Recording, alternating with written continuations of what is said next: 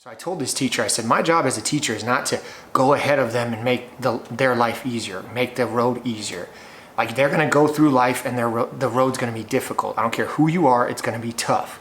And if I'm constantly going ahead and pulling the weeds and pushing rocks out of the way and moving dirt, or if it's a gloomy day and there's rain and I'm like, oh, don't go outside today because it's bad weather. If I'm constantly doing that, they will never experience struggle. Therefore, they will never appreciate success.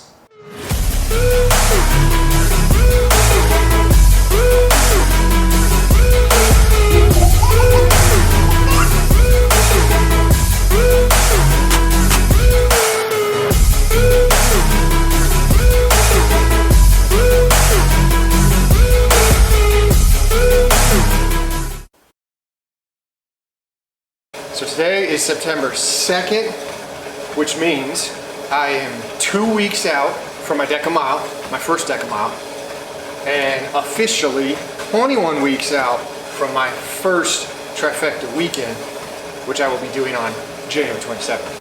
Now it's currently 6:17 in the morning.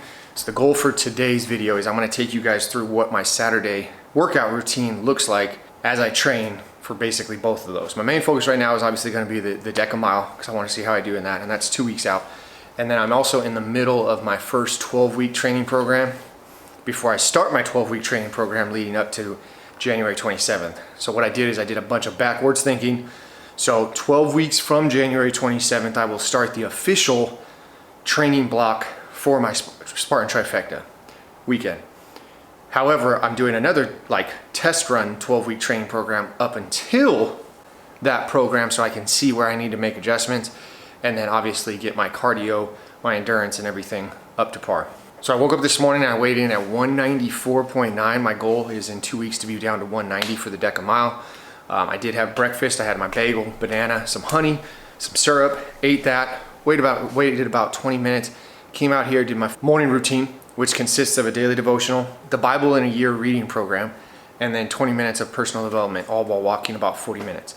So that's just to get my steps in, and then I'm also drinking my pre-workout. So Saturday workouts are what I call suck sessions, okay? So 4 times a week I have suck sessions where you just gotta literally embrace the suck for a very long time. And then I have 3 pump sessions throughout the week also. So I'm kind of feeling out this training program and how I wanna do it for my 12 weeks. I think I got it dialed in, but we're still kind of making some adjustments. But today is gonna be a suck session. So what is on the agenda for this suck sesh is I gotta do 4.5 miles. So today's training program calls for 9-mile run. Now, when I'm training for Spartan races, I like to break them up. I like to put the running around my actual Metcon style, CrossFit style workout. Just because when you do a Spartan race, you do either 3 miles, 6 miles, or 13 miles.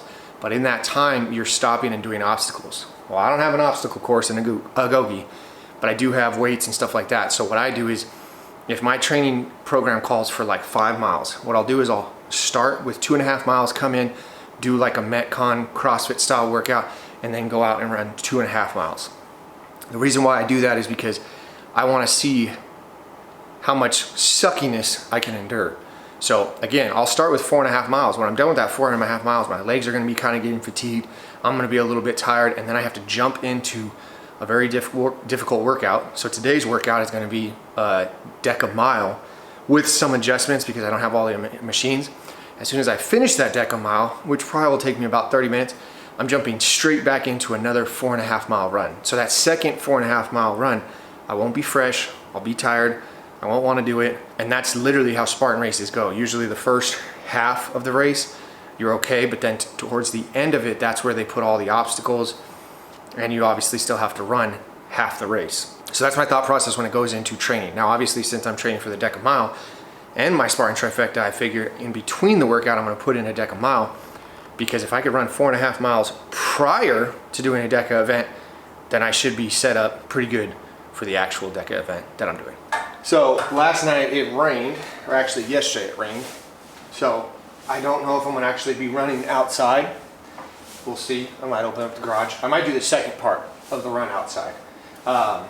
Another reason why I haven't been running outside is because I've been really focusing on zone 2 training.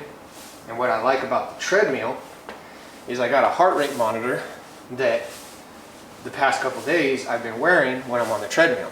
I know that in order to keep my heart rate in zone 2, which in order to find out your zone 2 training area, all you do is you take 180 and you subtract your age. So my age, unfortunately I'm 33, not the young buck that I used to be. So if you take 33 from 180, puts you at about 147. So what I'm trying to do is keep my heart rate at 147 beats per minute. That's zone 2 training. So the other day, I was wearing my heart rate monitor on the treadmill, and I realized that if I have my treadmill set at a 6 speed, I can keep my heart rate at 147. So by doing that, now I know every time I hop on the treadmill, obviously depending on the days, there's some variables that could come into play, but I don't really have to think about it. I could just hop on, put it at 6, and I know I'm gonna be in zone 2 training. And it's very important that you keep data, because I thought I was running in zone 2 at about a 5.5 speed, but I found out yesterday, or the other day, that I can actually push it up to 6. So that's why it's very important that you guys keep data and use different tools to track different things, because sometimes, like I usually use the breathing test for finding out if I'm in zone 2, which basically just means, am I able to keep my mouth shut while I'm running? But what I realized is if I do that, I'm not close to 147 beats per minute. So I am just warming up right now, warming up my hips, because your hips don't lie, and if your hips feel good, then your legs will fly. I just made that up right now. I might patent that, maybe make a shirt. I actually wanted to be up a little bit earlier today, because I got some stuff on the agenda. However, I think mind is trying to sabotage me, because apparently I hit snooze on my watch when it went off at 4:30. I do not remember doing that, but that's happened a couple times this week. I think that's the voice of average at work, just sneaking in and trying to sabotage me, keep me in that comfortable state of mind, which I'm always talking about getting out of. I'm pretty much warmed up. I love these Saturday workouts because they're difficult, but they also give me a lot of time to prepare and test different like fueling strategies, mobility routines, stretching routines, warm-ups, all that stuff. So like I have a really tight lower back and tight hips, so I'm always trying to find like ways to feel good. And then also this workout's probably gonna take about 2 hours. And when I did the DEKA, when I did the Spartan Beast last year, or at the beginning of this year, it took me 3 hours. So I'm trying to figure out how to fuel for a 3-hour suck sesh. And that's what I'm doing today. So I'm gonna jump into this. Like I said, I think the first 4.5 miles will be on the treadmill. Once I finish that, then I'll jump into my DEKA style training and then finish out with another 4.5 miles. So you guys will be able to see what my Saturday training sessions look like. Also, today's a high carb day, so I'm fueling for today and tomorrow, because when I do the trifecta, I'm gonna do all this today, and then tomorrow is just as hard as a workout, if not harder, because I'm preparing.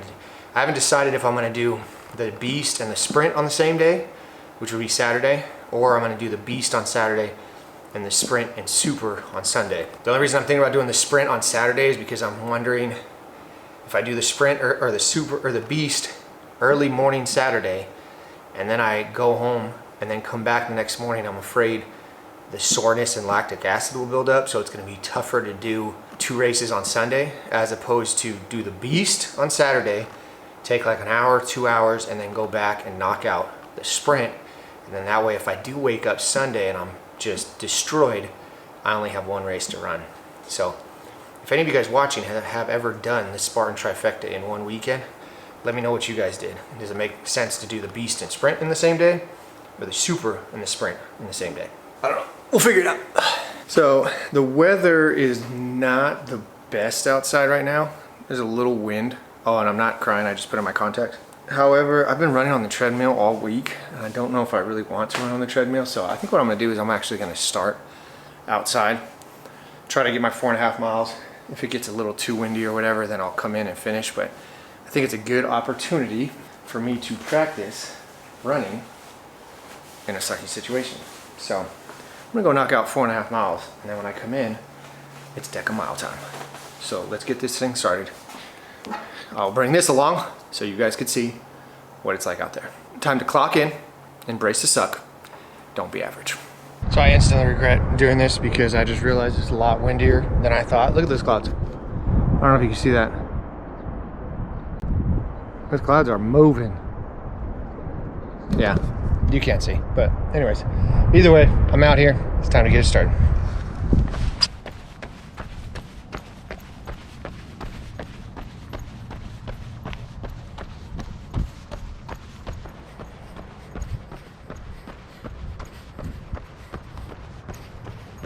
Alright, so at about almost 2.5 miles, heart rate 147, average pace 9 minutes 38 seconds. So about halfway done, and I'm so glad I forced myself to get out and run. I have been running every single day this week, but on a treadmill, and just in this 25 minutes of running, I have had more creative ideas in the 25 minutes than I've had in every run session I've had this week.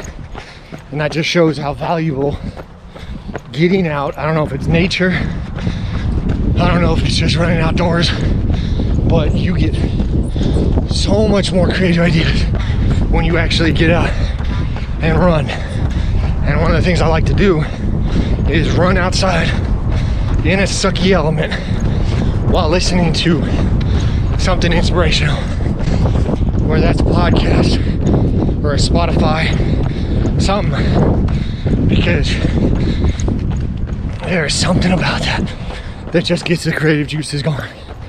I had a lot of good ideas for some DBA mindset talks, some DBA mindset podcasts, stuff I want to talk to my students about this week, and I truly believe that's because one, I'm outdoors doing something physical in nature, gets the creative juices running, and then also doing something that sucks while listening to something that is inspirational.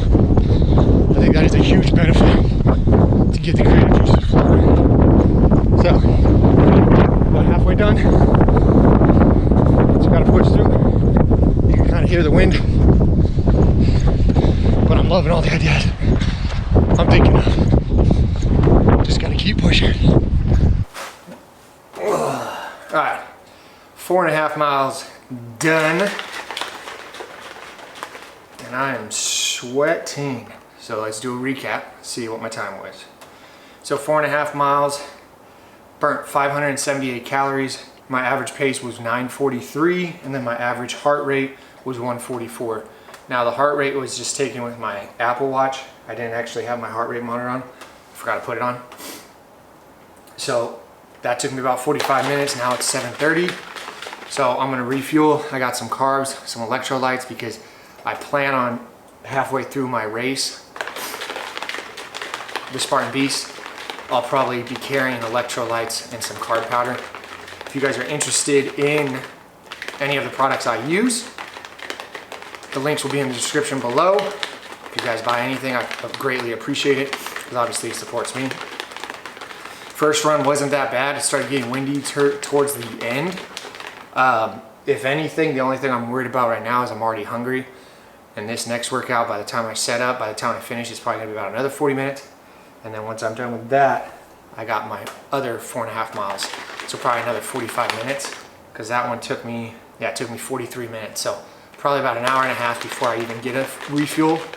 So that's the only thing that I'm trying to adjust, because I still got to decide what time I'm going to do the beast. I'm probably going to do it at 10. That way it's early, get it done, get home, get rested, because it's about an hour from where I live, and I'll have to drive back the next day. So hopefully this will hold me over. I have a feeling it's not going to, but I'm going to set up. Oh, check out these bad boys. Got some new kicks. So for the DEKA Strong, I invested in Pumas. I haven't worn Pumas for a very long time, but when I was looking into a lot of the DEKA events and like what the professionals use, a lot of them liked the Pumas, and I love those Pumas. I've gotten actually a lot of compliments on the last pair I got, but check out these bad boys.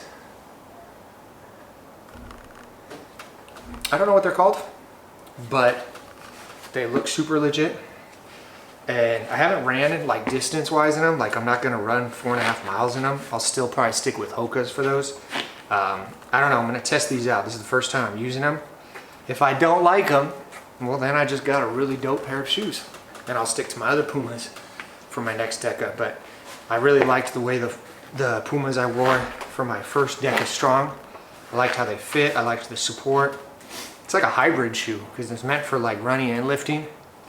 I've tried a couple of the Reeboks, however I did not like those. The Nanos and everything, I know some people run in them, I just can't run in them. I can lift in them fine, but I can't run in them. So, time to set up for this DEKA mile, which I know it's gonna suck. And then we'll get into it. So stay tuned. And embrace the suck.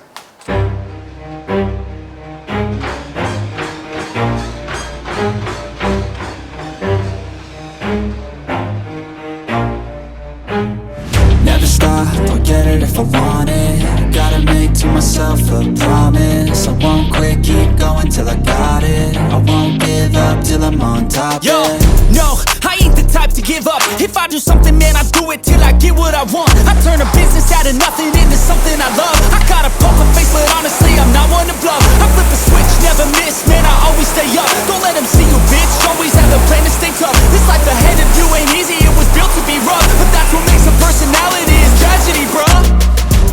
So keep your head on your shoulders. Now we ain't out here moving rocks, we out here moving boulders. Now we ain't getting posterized, we out here making posters. And we ain't got nothing to hide, we move forward like soldiers. You better wake up for the pay stub or you'll pay up. Don't make love to the game, bruh, fuck the game up. Change up, rearrange stuff to your greatness. Famous for the way up, play the game, bruh.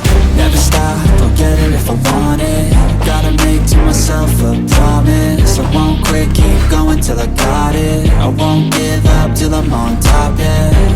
You know I'm always honest, there ain't no way I'm ever stopping. I won't quit, keep going till I got it. I won't give up till I'm on top, I'm always flirting with pain, she like to hurt me and maim. I'm always working to change, but she's still lurking the same. I keep on building a dynasty while the haters be trying me. But they hate from inside, you see, hate themselves in society. So I let them speak quietly while my actions speak wider. See, they be hiding in privacy with the screen. Oh, the irony to hate someone who's trying to be whatever they would like to be. We all feel the anxiety, we make our own rivalries. Yo, so where is all the positivity? I feel like we all just hate on everything, it's killing me. Thoughts build quick, causing different possibilities. Negative thoughts will cause different disabilities. So do better, work hard under pressure. If you got no time, work smarter than ever. Don't ever let them tell you that you can't ever say never. And turn your mind into the truest to go-getters. Never stop, I'll get it if I want it. Gotta make to myself a promise. I won't quit, keep going till I got it. I won't give up till I'm on top, yeah. You know I'm always honest, there ain't no way I'm ever stopping. I won't quit, keep going till I got it. I won't give up till I'm on top, yeah.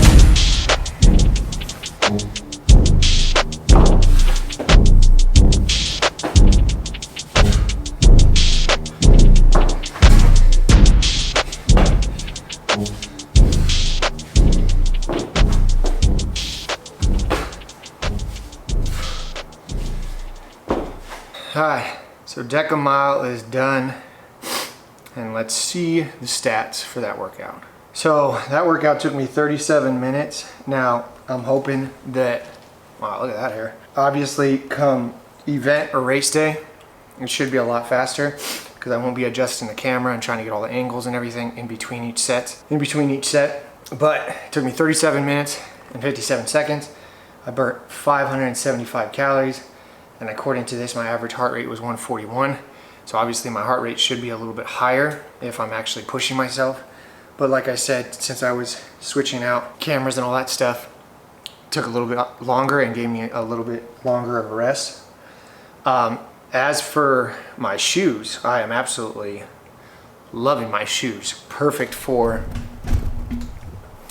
this style training. So I'm really glad that I got these. If you're looking for like a hybrid shoe, I would recommend looking into Pumas. Something I was thinking about during my run and during my training is something that I had a conversation with my students this week and then other teachers this week. We were talking about a quote that goes, I'm gonna probably screw up this quote, but it's, would you rather have, and I asked my students this, I said, would you rather have the road that you're traveling be made easier, or would you rather become stronger so that you could travel the road? Now, the crazy thing is most of my students said they'd rather have the road become easier rather than them become stronger.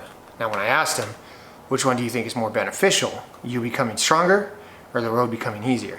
And all of them said, me becoming stronger. And it made me think, because the average person will want the road to be made easier, even though it's not better for them. You becoming stronger as a person is better than someone going ahead of you and trying to make the road easier.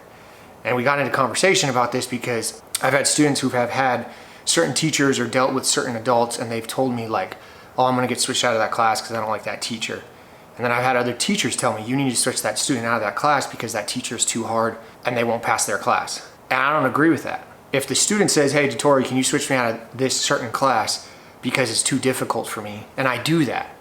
So say I switch them out and I make their life easier.